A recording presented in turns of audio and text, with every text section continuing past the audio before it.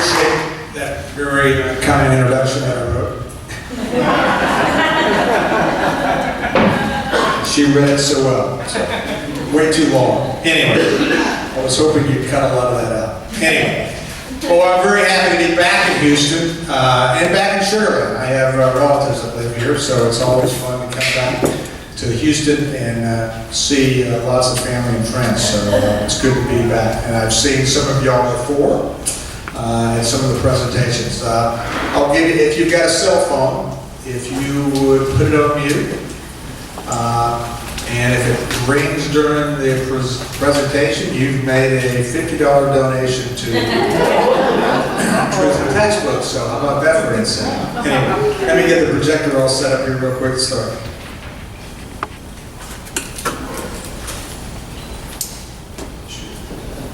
Should come up. Yes, it's warming up. I always make a pitch about the first organization I got involved with, and that was Snowball Express. Anybody here heard of Snowball Express? We started because children of military fallen heroes weren't being reminded that a grateful nation was very thankful. And what their mothers and fathers went off to go and fight for and to die. And that's why they come to Snowball, because they've lost a parent. Thanks. Is because we wanted to say something to them. As I was leaving Snowball Express in 2009 and turned it over to a new group of leaders, I walked into the room and realized something's amiss here, because I had stumbled across the Constitution that had been written for Afghanistan by our State Department with the help of the Afghans, as well as the Iraqi Constitution. And both of those said that the premier law of the land would be Sharia law. That didn't talk about democracy, didn't talk about anything else. It talked about Sharia law, Islamic law. And I thought to myself, I said, who in this room, mothers, fathers, sons, and daughters, would have sent them out to go fight a war where we were going to help institute a constitution that would promote Sharia law? What little I knew about it at the time, I didn't know enough about it, but I knew enough to say something's amiss. So at that point in time, beginning in 2010, I began a journey studying about Islam. Now, my briefing tonight is not about Islam, but I just want to give you that background, because as I studied more about that, I said, we have a failed policy, we have a lot of other problems, but these children are suffering because of our ignorance. And as I stood up a group in San Antonio and began to educate folks about that, I realized one of my members was a school board. I had been a social studies history teacher for 40 years, and she began to tell me about this review process that was coming up, and we needed to get involved in it. And she knew I was good at organizing, which you don't ever want to tell anybody that. For those who are good at it, keep that a secret, because otherwise everybody starts coming to you. But anyway, we stood up Truth in Textbooks, and that's what we're going to talk about tonight, because the truth, if we had been teaching the truth, not just to our children, but to our troops and to our own country, we might not be in the current predicament that we're in. And it's not just truth in textbooks, but it's truth in what we speak to our friends, what pastors are speaking from the pulpit, what our politicians are speaking, everybody. So that's where we stand. Now, I would normally have a clicker at this moment, and I would click, but I want to point to Elizabeth Tang, who is my clicker tonight. She's going to move the slides. So she doesn't move quite as quick as a clicker. That's my fault, not hers. But I will also tell you that the Tangs, both she and her husband are here tonight. They were some of our original reviewers. So please give her a big round of applause. I'll explain why that's deserved here in a little bit. But we also have one of our newest, Jean, stand up real quick. Jean volunteered, signed up for our program. She's one of the first ones to go through our online program that's now, at your own pace. And I just want to say thanks to Jean for stepping forward and going through it. And she's going to be going into the second phase of training. So there are people who are doing it. It's not just talk. hopefully more of you will be involved. So go ahead, if you'll move forward. There we go. What's going on in our classrooms is not education, it's indoctrination. And not just on one topic, but across the board on many topics. Black Lives Matter originated with communist intentions, communist money. I don't say socialism because it's just a dodge for communism. Yep. And that's what's going on out there. And yet we have public schools that are putting it in textbooks and promoting it and bringing speakers in to talk about it. Go ahead. That's scary. Next, go ahead. Just keep slide through these.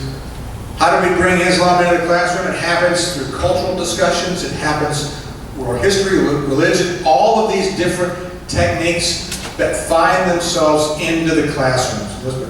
San Diego doing it, and they have been riddled with Islamic ideology. And I'm not just talking about, talking about the Middle East. I'm talking about repeating the Shahada. I'm talking about taking them to mosque and taking the students there, giving them exposure, far more than you would from a Christian standpoint, from a Jew. They're not going to any Buddhist, temples. I can tell you that. San Diego's been fighting that, and at the same time, they're using the word of the day, and you're being bullied if you end up talking about Islam in a negative light. You're bullying. Telling the truth is not bullying. Telling the truth honestly, in a loving way. And let me preface all this to say, I'm cited by the Southern Poverty Law Center as being a hater. I serve on 2 boards, nonprofit boards, that go out and witness to Muslims. We teach churches on how to engage, and I have some books up here for sale that you're welcome to have and take a look at. We have to, as Christians, and I'm speaking probably to a predominantly Christian, Judeo-Christian audience, it is our obligation, and it's not easy to think in terms of loving people, not everyone, clearly, but some who want to do us harm. And if you have, hate in your heart, it's not going to be effective. It's not going to work. So we have to understand that they're here among us, and we have to, as Christians, invite them into our lives and be a part of it. And that's a fine line. Now that may turn some of you off immediately and say, the hell with this, I'm not doing anything. But that's just Roy White speaking. Maryland banned the Marine veteran who objected, who had been in the Middle East, had seen what Islam was all about, and he wanted to talk about it to the school board and to the teachers, and he was banned, said to stay away from the campus. So that's the kind of crazy stuff. Thomas More Law Center, fortunately, is fighting that and is defeating that, fortunately. So go ahead.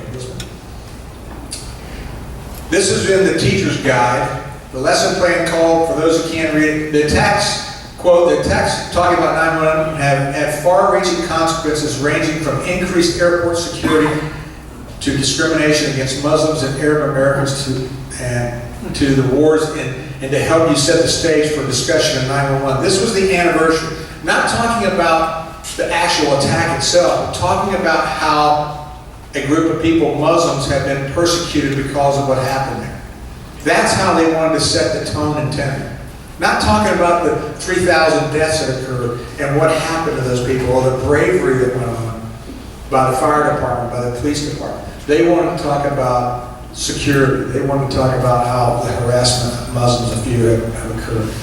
So, McGraw-Hill, this is what it was described, how to describe 9/11. Terrorism became a major concern of many Americans after September 11th when terrorists hijacked 4 passenger planes, crashing them into the World Trade Center, the Pentagon, and a Pennsylvania field. After such devastation, the United States launched a war on terrorism focused on Afghanistan and Iraq. What's missing from this phrase? Islam, Muslims, Saudi Arabia, where they came from, jihad, none of those statements are in there. That would be as if in a book in 1955, when you were talking about the attack on Pearl Harbor, you just happened to say there were some planes that flew over, some rogue guys bombed Pearl Harbor, never identifying Japanese imperialism, what was going on. We would never have stood for that. And yet, this is what the World Geography book, 13 years after 9/11, was wanting them, that's how they were describing it. Go ahead, Elizabeth. The book fails to identify the type of terrorism. The terrorists nowhere in this paragraph does the publisher identify the terrorists as Muslims like we identified, or jihadists. Go ahead, Elizabeth. This is what we rewrote it to. Recommended terrorism became a major concern of many Americans after September 11th, when Islamic terrorists hijacked 4 passenger planes, crashing them into the World Trade Center, the Pentagon, and a Pennsylvania field. So we were able to not make it, as perfect, but we made it far better than what it was. And that's what we always do when we're doing reviews on talking about any topic. And we have to be precise, isn't it? Right here, indoctrination versus education. How many people knew that Robert E. Lee and Martin Luther King's birthday coincided? Well, in Arkansas, thank you, in Arkansas, 3 states do recognize it. Do recognize that fact. And Arkansas had been one of those as a southern state, and they were drawing those parallels together. But the protests began to mount, and they said, we're going to remove that because we're going to begin to remove statues, as you've seen it, not just these states, but here in Texas, you see streets are being renamed, schools are being renamed, all to take away a culture and a part of our history. It's a history that needs to be explained and discussed, but it's not something you just ignore and wipe away. 200 Columbus Day, very popular. Even here I think it was here in Houston, where they called it Happy Indigenous Day. Go ahead. That wasn't a made-up term, that was what they were calling it. And then there was such pushback here in Houston, and in several other places here in the state of Texas, but many other states are doing it. And this kind of vandalism, these kind of attacks are happening. Great. Hillary Clinton, Trump thought that, speaking about American exceptionalism, that's insulting. We see that, we saw that constantly in the textbooks. Go ahead, Elizabeth. We see that time and time again. Anything that would praise America was viewed as a statement to be removed. And they would replace it with kind of this questioning tone. And I'll show you some examples. But the soft selling of communism is a common thing. When I grew up, I'm 64 years old, soon to be 65, we talked about communism very honestly. We didn't try to sugarcoat it. We said about what the dangers were, what was going on, because we were living it at the time. And yet our people today, a third of the folks in the state of Florida and over 50% in the state of Washington voted for a socialist candidate.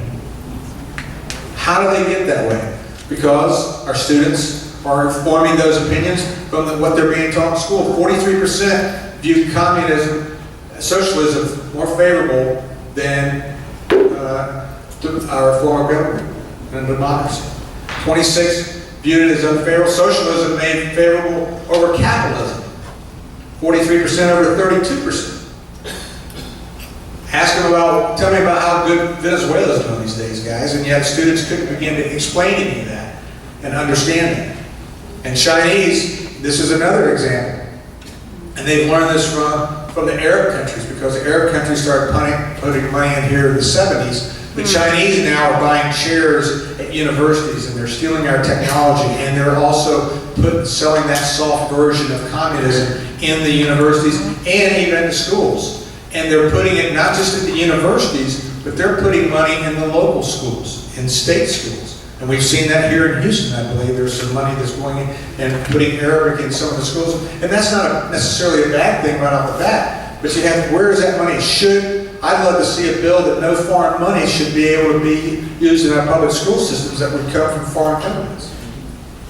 That makes sense to me. And yet they've realized they can be doing this, because what university and what school is going to turn down a grant of $50,000 or $10 million if you're a university, if you can have something really unique going on? They're not. They're going to take it. And they've been taking our teachers overseas, public school teachers at the high school level, taking them overseas, giving them experiences that are sugar-coated at best, and then they come back and who's the expert? It's certainly going to be the person who just graduated from college or even has been teaching there. It's going to be someone who has just come back from that country. And what version are they going to speak about? They're going to speak whatever version they were taught. Indoctrination, not education. And our children get that. We saw how in the Olympics, how the North Korean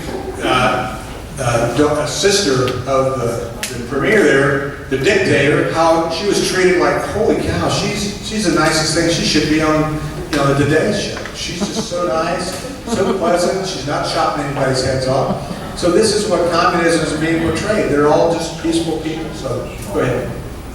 Can't see the slide real clear, but this is many millennials unfamiliar with communist leaders. Mao Zedong, 42% had no clue. Vladimir Lenin, 33%. Karl Marx, 32%. Had no idea who these historical figures were because we're not teaching them.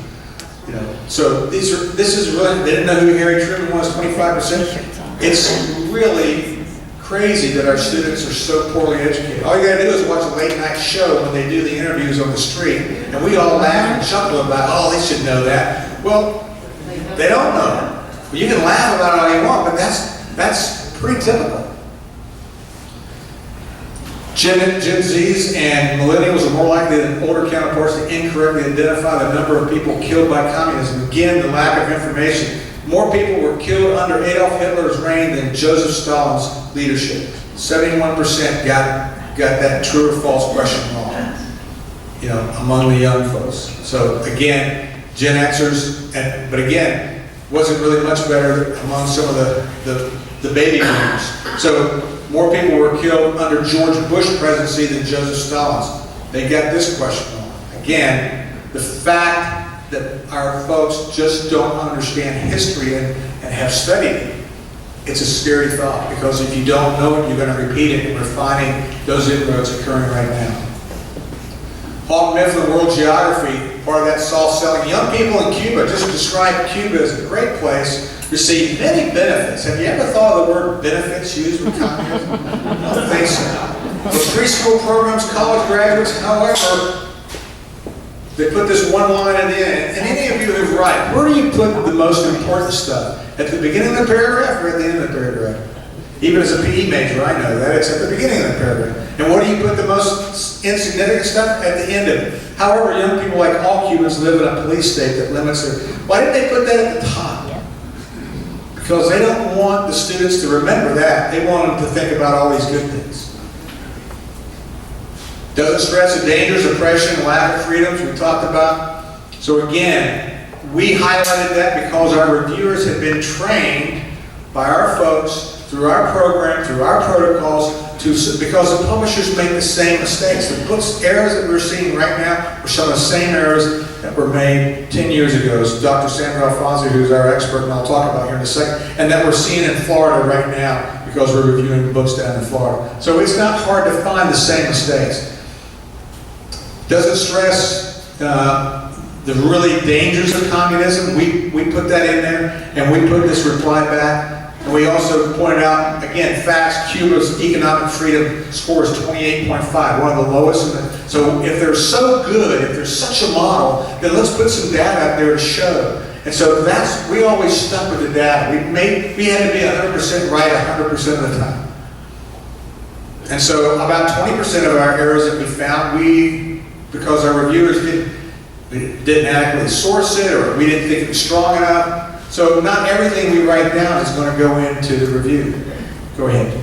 Oh, sorry. This is a new book, and I just added this slide. I'm going to read it to you. The World Wars of the 20th century, revealing as they did the horrendous consequences of unchecked nationalism, persuaded some historians that a broader view of the past might contribute to a sense of global citizenship.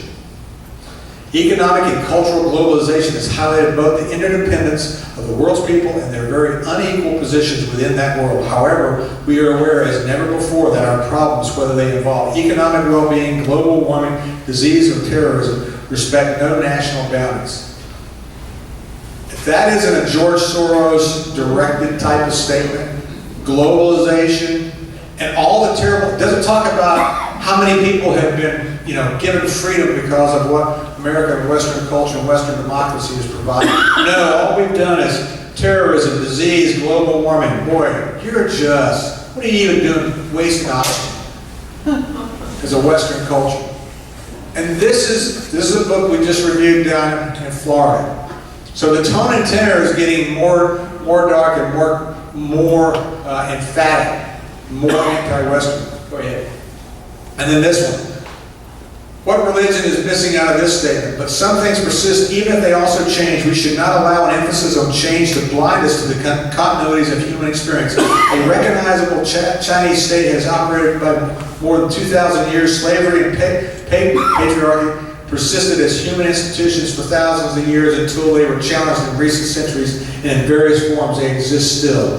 They didn't say, by the way, the only religion that's still promoting it is Islam, by the way, but the teachings of Buddhism, Christianity, and Islam have endured for centuries, though with endless variations and transformations.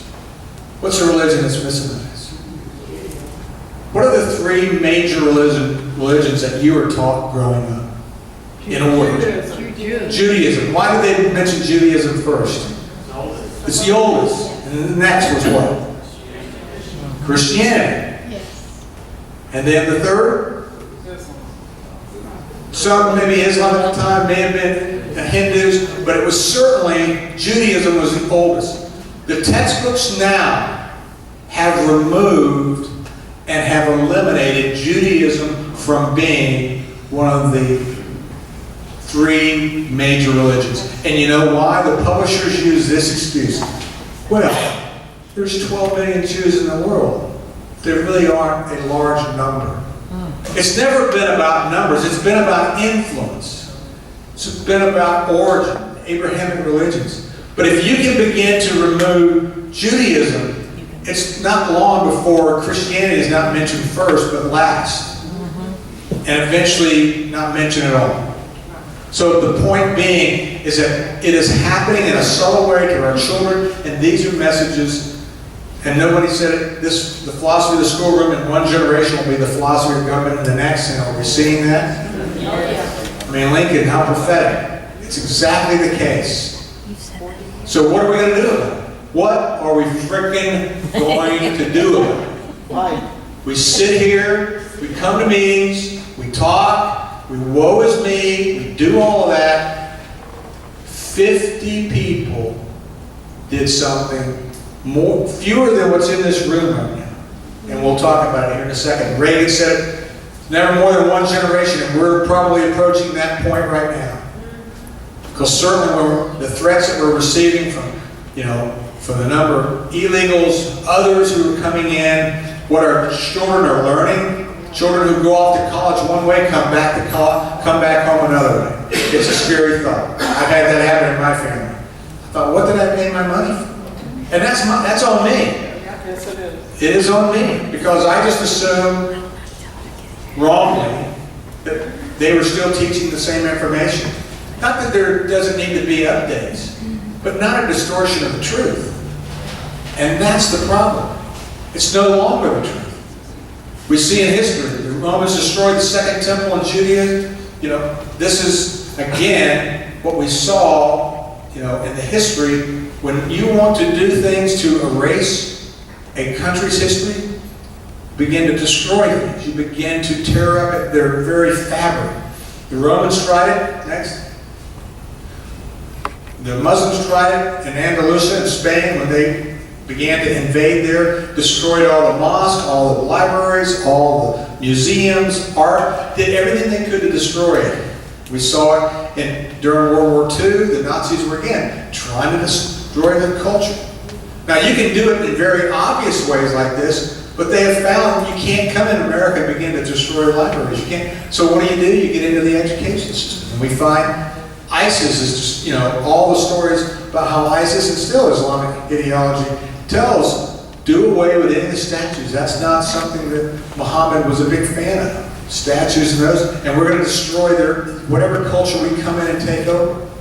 Now, you can do it by doing this, or you can come in, and there's not a city that's experienced that more, in my opinion. When I used to come to Sugar Land 30 years ago, my relatives live out near oil field, where it used to be an oil field, abandoned oil field, and now it's got a lot of nice homes out there. Some have got flooded, sadly. But bottom line is, it's changed dramatically here.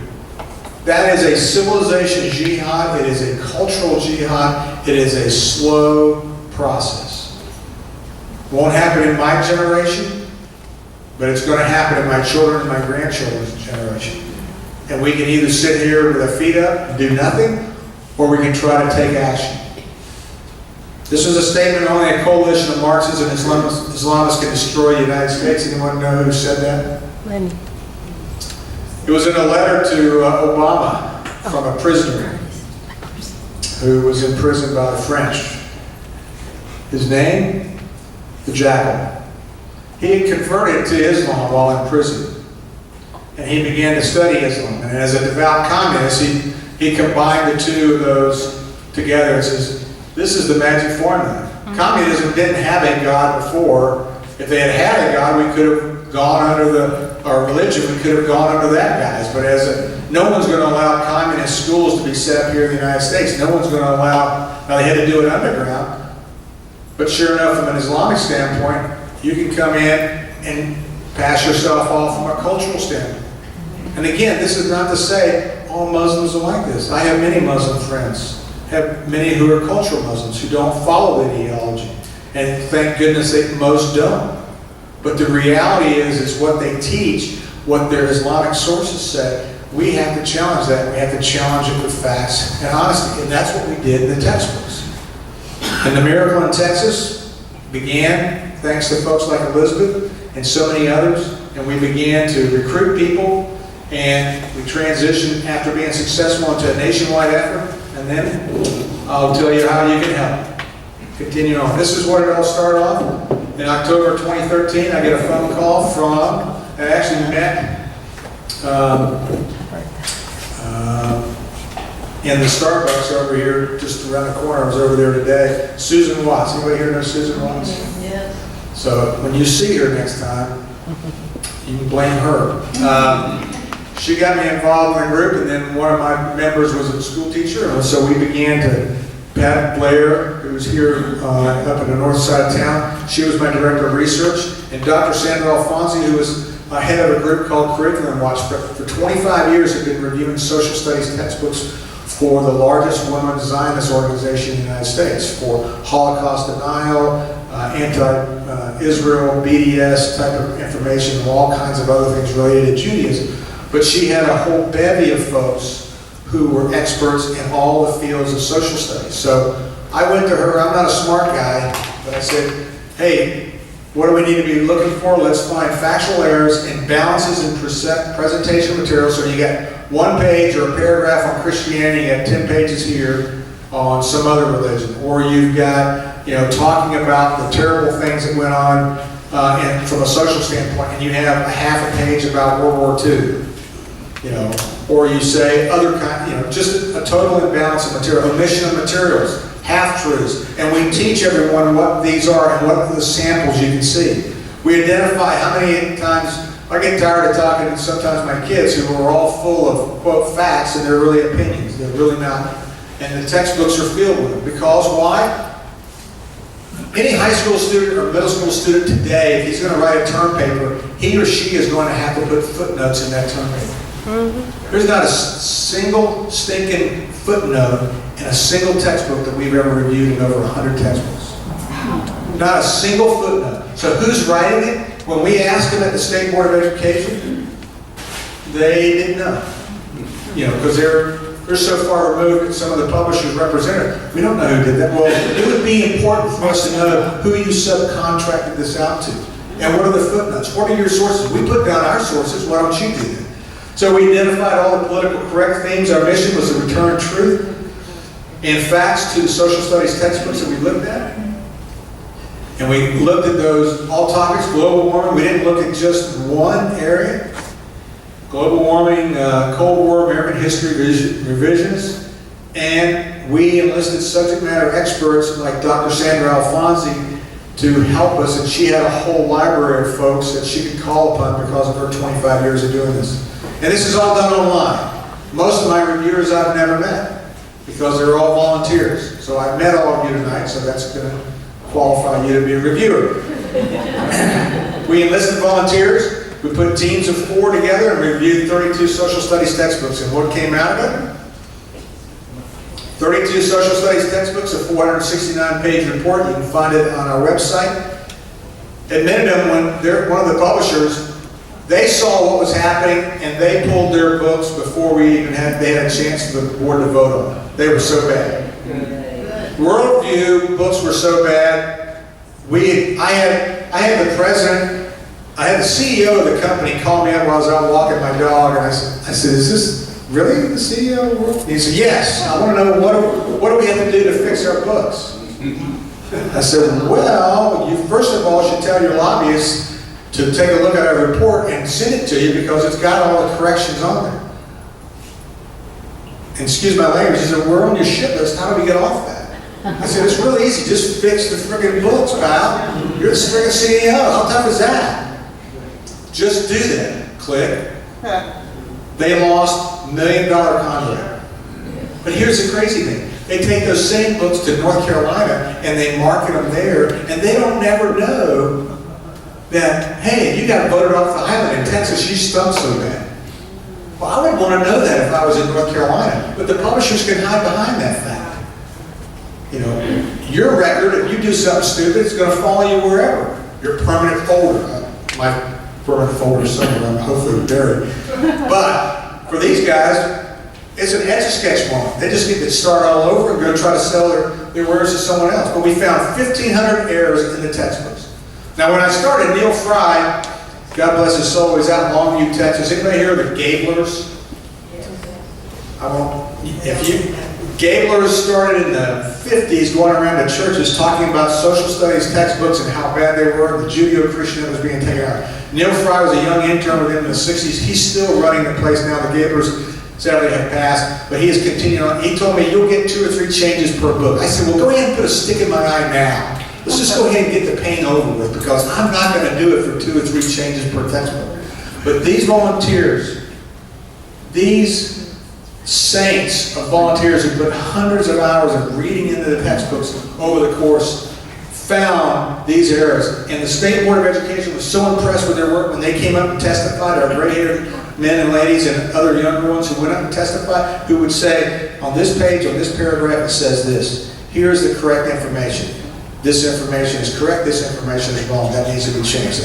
They had 2 minutes and they went through, and suddenly the Board of Education knew we were serious, and they had never heard of us before. And they said, so thank you. And we're just very thankful to Liz and everyone who got involved. Bottom line was that then we rated the books, just like an Angie's List. Good, acceptable, poor. I had another term, but they wouldn't let me use it. Fighter-pilot language is not allowed. So, and we captured, and some of the publishers even wrote comments to us. Now, the publishers were going to try to attack us, and I was the first one out of the chute. So they asked me, they said, "Well, what are your qualifications?" I said, "Well, let's see. I'm a high school graduate, I'm a fighter pilot, I'm a Rotarian, and my mother breastfed." And none of that makes any freaking difference. All you need to do is look at the report. If our report is correct, then fix your book. If our report is wrong, we'll fix our report. There was a 17-year-old girl here in Houston who found an error in a textbook after they were published. That they pulled those books and said, "Well, if a 17-year-old girl could do it a couple years later, why weren't you?" And they did listen to us. There's 10 Republicans and 6 Democrats on the board. Not all the Republicans are always friendly, but we had people who were on the board who were willing to listen. And because we have elected State Board of Education members, not appointed like they are in California, a lot of places, that makes a big difference. So thank God for whoever thought about that years ago. So, but we ended up doing the teams. We trained them. We started the training. We did mock reviews. We gave everybody a couple of times in the batter's cage of looking at some books that we knew were bad, and they had a chance to look through these. And then after the training, we then did the reviews in about 3 weeks at a time, and we continued to write a report. We have a template. We'll show you here in a second. We had, after the reports were all submitted, and they work in a team. No one does a book by themselves, and no one's going to get a call from reporters and, "Why did you say that about this?" All of our reviewers, none of their names are ever released to anybody. So I'm the guy who takes the face shots from the Southern Poverty Law Center. I'm the guy who gets all the media requests. That's okay. I want my reviewers just to focus on what they can do. And then they submit their report, and Dr. Alfonsi and her reviewers review the material. And then we find out what's correct and what's not, and then we put that forward under Dr. Alfonsi's name. We proceed to submit those reports, and that turned into a 469-page white paper that those State Board of Education members, there was no way they were going to be able to read all those books. And we only looked at about a third of the textbooks, of the social studies textbooks. So the important thing is we helped them in a measurable way. Because the publishers knew they're never going to read all these books. No way. And the experts who had looked at the books had missed the 1,500 errors. So-called experts. Now their hands were kind of tied behind their backs, honestly, but that's another story. So we wanted to make sure that the ratings got out there, and we sent those out. Go ahead, next slide. And we sent 12,000 emails out to 1,200 school districts, sending them our report card on what we had found. We've now, our volunteers are the key to us. We have people in 20 different states who are helping Texas, Florida, all over the country as I go around and speak. They're trainable, can work with others, basic computer skills. If you've got a love of history, this is the kind of organization. And you can do something. You can get tired of wringing your hands. How many times has someone got up here? What's the thing you always ask the speaker? What can I do? I'm tired of sending emails. I don't think anybody's listening to me. I'm tired of making phone calls. If you got a computer at your house and you can type and you can upload pictures to your grandkids, or you can download pictures from your grandkids, you can be a reviewer. How many of you can do that? How many of you can upload, download? Okay, thanks for volunteering. We got all those names. Just filling all that. Thank you. Okay. What is not required? A degree. You don't have to have a degree in social studies to do that. I don't have one. I'm a PE major. And I can tell you my teachers are rolling over in the grave right now thinking I'm doing anything with textbooks because that was the last thing I used when I was in school. Our template. We created something that had never been created before, and that was a template. How to fill it out. It's really easy. We train it. We use our protocols and our procedures. Where is it located? The quote. What type of problems? These are some of the omission of facts, half-truths, and fact and source. And when we put our sources on there, we put links to where the books are online or what the titles of them are. So when our people who critique us go in and look, they say, hey, we can go right to where you're looking at. So that template is simple. Go ahead, go through a bunch of, it's important structure. It provides all of our members consistency, detail, and it also gives us a good look when we go before and talk to people because it all looks the same. It's a format that's all right there for you, and it's easy for you to learn it. Call that the military foot stomp. So you can do it. Go ahead. How many of you are thinking about, I can never be a reviewer? See if you can remember it. Constitutional republic versus democracy. Which one's correct? Constitutional republic. Okay, all those are answered constitutional. You're on one of our teams. Climate change. Only one side was being presented. After a while, that begins to be an issue. It was always man-made. There was never a discussion about the global warming that is occurring. Is it maybe a natural occurrence? If so, let's have that debate. You're taking away a teaching moment in a classroom if you're not giving the students an opportunity to have that discussion. The next day, switch it around and let them debate and do their own research. But no, we're only telling, oh, it's all man-made. It's all terrible. MacArthur's a racist. Oh, too, by the way. Our military is slighted in the textbooks in an incredible way. It's hardly even talked about. And if you don't talk about the heroism that goes on at the Battle of the Bulge, or on D-Day, or Vietnam, or the Korean War, or any of the other wars that we're fighting, we don't talk about that. Our military, our VFW, American Legion, should be outraged over this. Yes. They should be very engaged. And I'll give you an example how it did work. How it turned out. Gorbachev's great. Reagan's not even mentioned in the wall. And the Russians won the space race because they got the first satellite up in space. Well, how about landing anyone on the moon? When you don't even put Neil Armstrong, when you have a timeline of significant dates in American history, and you don't even put Neil Armstrong walking on the moon on there, why do you leave that out? You put some other obscure dates on there, and who's going to remember that stuff? I better friggin' know that we even did it. So, cause of the Great Depression, we all know, was unequal income distribution, right? Yeah. We pointed to a study that showed that was done several years after, that showed clearly what the causes were, and we put that as I cited. But they didn't cite any references. We couldn't go back and critique it because there were no notes in the textbooks. We had one of our reviewers found with Cengage, started clicking on the links on one of the online books and began to click and realize, oh, I can sign up to be an online mentor. If I'm a student with this 5th grade book and this website, I can get an online mentor. Anybody wondering about who's on the other end of that? We asked the publishers and we exposed it before the State Board of Education. We said, who is this? Some guy on a work release program? How about letting us know? Oh, we didn't know that was in there. Well, you're selling the friggin' books, pal. You should know what's on there. How about that? That's not that tough.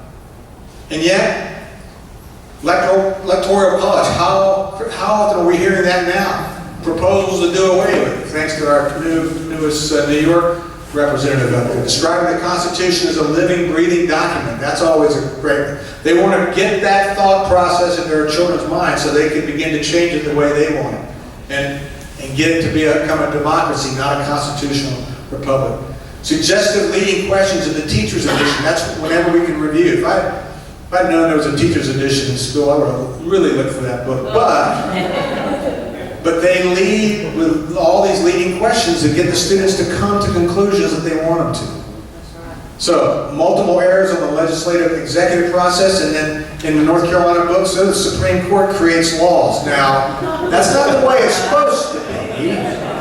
They are doing that, but that's not how it was designed. But that's the kind of misinformation that we find from our reviewers. Thanks again. Climate change is a theory and is promoted as fact throughout the textbook. It's easy to get depressed about climate change. First of all, why would you be telling a student, oh, you should be getting depressed about climate change in a written book? Come on. There's enough things going on in those kids' lives that encourage them to be depressed about climate change. That's true. You know, experts try to predict when the United States will use up all of its oil. Now, I'll jump to the punchline here. Some experts say that as early as 2020. So next year, these were books that were published in 2014, are in state classrooms right now, except for the fact we pointed out, says, you might be able to sell that Iowa, but you're coming in San Antonio or Texas, we got the biggest shell find you can imagine, and it seems like every other week we're finding more oil than we can shake a stick at.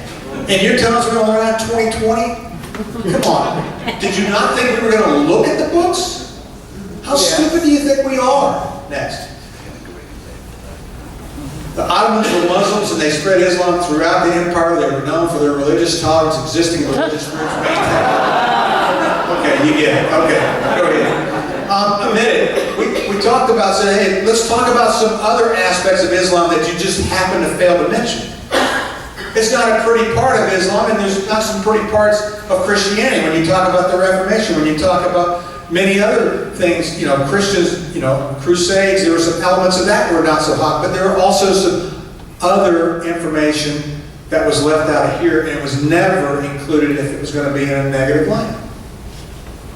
And when it came to the crusades, we highlighted the fact all they ever talked about was it was the Christians, they were initiators. They didn't talk about the perspective of what had been going on for the previous 400 years.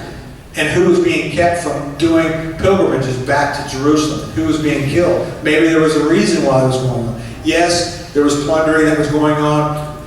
Wasn't always pure, but let's talk about the origins and let's give this a balanced approach. And that is another story. But go ahead. When Islam came to Africa, it didn't just come to Africa. It didn't just show up on the shores. It showed up because they decided we're going to take it. And we're going to take it with a sword. And when it talked about slavery, it never talked about the role that Muslims played in the slave trade coming to America. Yes, 12 million slaves, Africans came to the United States, or came to the Western culture. 370,000 came to the United States. The remaining went to other parts. But it doesn't say that the number of Africans who went in the other direction was 3 times that number, and the death rate was about 80%. And it was mostly women. It was a 2 out of every 3 were on an Eastern jump. Why? Because they were wanting the women, we were wanting workers. 2 out of every 3 coming this way were men. Didn't talk about any of those historical facts about the slave trade. Go ahead. Just this past November, we're still at it. We're still in there fighting. We went to the State Board of Education. The streamlining, our teachers will tell you, there's 10 pounds of stuff in a 5-pound bag. We don't have enough time to teach everything. Anybody here a teacher or been a teacher? Would you agree with that statement?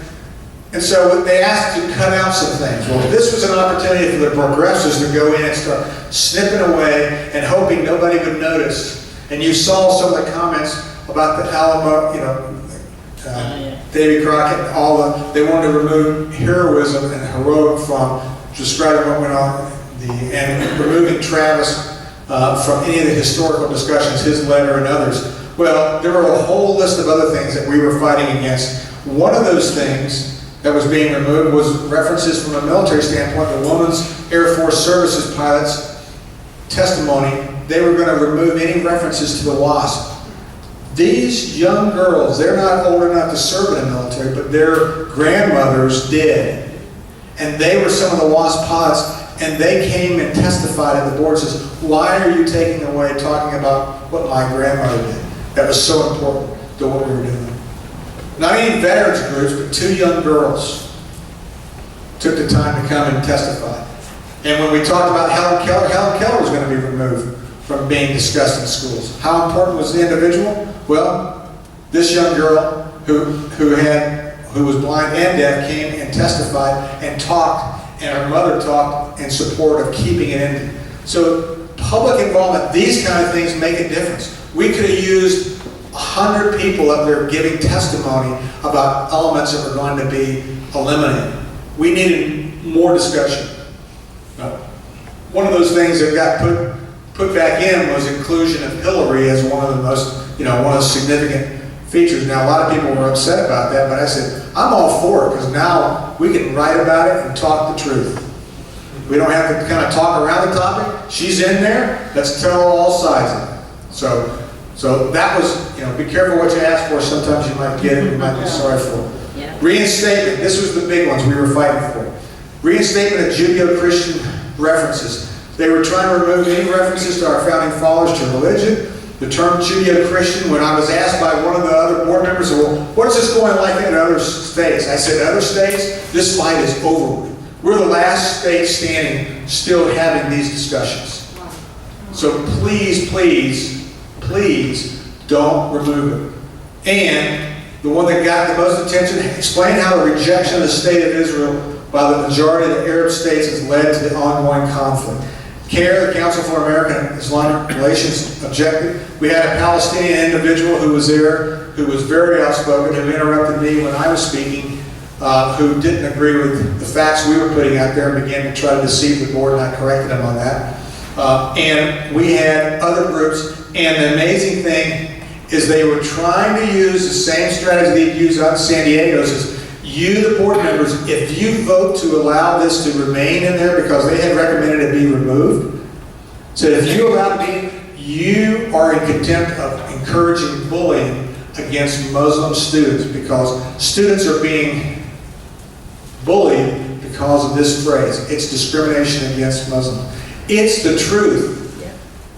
In 1948, not a single Arab nation was willing to recognize the state of Israel, its existence, right to existence. Today, 19 out of 21 Arab countries still do not recognize the right of Israel to exist. Dr. Sandra Alfonsi came all the way from Jerusalem, Israel, to give testimony to that effect. We were joined by the president, international president, B'nai B'rith, who came there and testified. Those are important concepts for our students to understand, that the only form of democracy that's in that part of the world that is standing up still is Israel. And we need to defend her. Not just as Christians, but as Americans, because they represent our values. And so we were, myself, Barbara Cargill, and Pat Hardy from up in Fort Worth, and Ken Mercer, my representative, and Dr. Alfonsi from Jerusalem. So we will be able to make a difference. The final wording, and this is important because Texas sets the standards in a lot of places, we will discuss factors contributing to the Arab-Israeli conflict, including the rejection of the existence of the State of Israel by the Arab League and a majority of Arab nations. That is an important statement that will stand the test of time, and we're very happy that we were able to get that. And again, these may seem insignificant to you, but they're what sets up the foundations of what's being taught in our classroom. So, what we've been doing, 16 and 17, more volunteers, and we've helped in North Carolina. We presented to the Lieutenant Governor, go ahead, Elizabeth, and the Superintendent. We presented information to them on the 603 errors that we found in their textbooks, and we're having discussions. They want us to come back and do some more. We've aided individuals around the country at various states. When I get a phone call from someone, hey, have you reviewed this book? If we haven't, and we have, because when we need reviewers, we put the dog whistle out. That's why we train them. We always like volunteer firemen standing by. You may not be able to go, but the other, Elizabeth may be able to go. Next time, we'll have some other folks ready to go. So you don't have to do it every time we put the dog whistle out, but when Texas comes up, and we'll show you here in a second why it's going to be important. In California, in 17, we had 2 classes in 17, and more people trained. We had a bunch of 18, and we've gone to an online course process. We've been helping Florida review textbooks and train their volunteers and people from outside the state, helping them. And last year and this year, we're continuing on. We want to have 300 to 500 reviewers, so at any drop of the hat, we have someone ready to go into the chamber to be able to help these people from around the country. That's how we're going to make a difference in changing our textbooks, because this is what our children are using. We're an IRS-approved 501c3, so donations are tax deductible. It costs us about $2,000 a month to operate. I don't get paid. The only person who gets paid is Dr. Sandra Alfonsi for her work, $1,500 a month, because that's peanuts for all the work that she does, all the research and backing up. We work with other groups. Partnership with like-minded groups proclaiming justice for the nations. Laura Cadoza Moore, if you're familiar with her group. We've also, I just came from an event down in Florida last night where we were speaking. We had the president of Hillsdale College. There are several others, Cato Institute. These are other groups that we work with online, and we team up with them and we search for volunteers. This is a great thing for our Sunday school class, a women's group, any group that wants to feel like they're doing something. This is a way to get involved. And how do you get involved? Pretty easy. We need to prepare for the 20 to 23 time frame. That seems like a long time away. It's not very long. We've been doing it for 4 years. It's going to be here in 4 years, and that's when the cycle starts again. We have to be prepared to go in and fight and do it. And getting trained now will get you prepared to help your children and your grandchildren. We advise, we'll help. How can you help compare the TNT report card? Our report card, I'll send it to Evelyn and she can send it out to you guys. It's a report card that tells you about all the books that we've reviewed here in Texas and which ones are acceptable, which ones are poor. Now, your schools have already purchased those books, but it's important for you to now begin to start going to your local school board. We had Joy Williams. She came to one of our presentations 4 years ago. She heard about it, got so motivated, decided to run for local school board. Now she didn't win, but she got so involved going to the meetings, and that's another thing that she can do. And now she's considering, how the Lord leads her, that she may run for school board. And I've had probably a dozen other people around the country who have had the same thing happen because they've realized once they turn over the rock, you can't ignore it anymore. All training is self-paced, so this can be done in your home. No one's going to be laughing at you. There's always someone to help you online using our YouTube videos and our other online management tools. So write to us at tnt.textbooks@gmail.com. I've got cards up here that you can take. Our email address is on there. It's a total of about 6 hours of videos that you watch, a mock review that takes 8 to 9 hours a week to review for about 3 weeks. Some of you read at least an hour a day, some may not, but you'll be reading with a purpose. You'll be reading for a purpose, not just enjoyment, but how great is it to be able to have on your headstone, I help affect what 5 million children in the state of Texas have for accurate textbooks. That's not a bad thing to have. Recruit volunteers, no prior degree, donate if you can, and the most valuable asset is your time. So I understand that, but Children in Another State will be working with your children, so this is not just about Texas, this is about children overall. So we need your help, we want your help, and we hope we can make America great again by putting truth back in our children's textbooks. I think the next slide is questions. Oh, I want to just say one word about a great man, and this is, I'll close with this. Dr. Hormuz Sharia, anybody ever heard of Iran Alive Ministries? I want to leave you on a positive note, because you can come out of these meetings sometimes pretty ready to slit your wrist. This is the vision statement for Dr. Hormuz Sharia. He is a former Shia Muslim who's now a Christian. Our vision is to transform Iran into a Christian nation in this generation. That's on his business card. When he gave me his business card and I read it for the first time, I said, Hormuz, have you looked at this? You kind of got a big bite. You might want to rethink about it. He is not. And for the last 12 years, he has been running a satellite ministry into Iran that is bringing the good news of Christ to 3 to 6 million Muslims every year.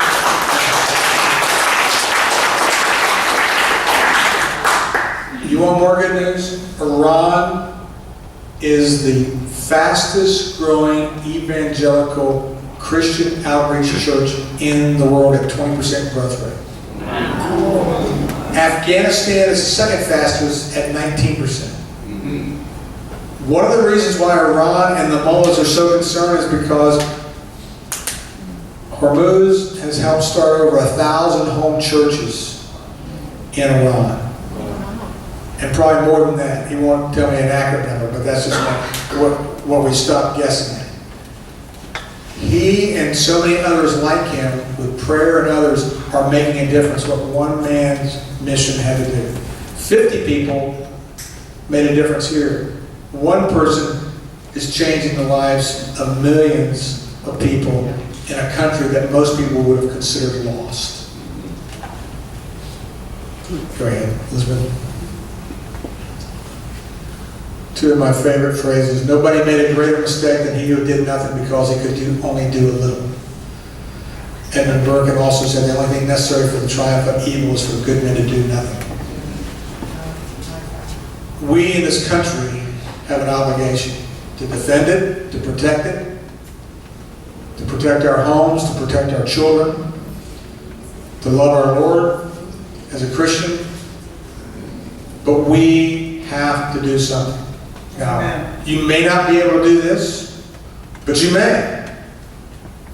You may be able to donate to this. You may be able to help other folks.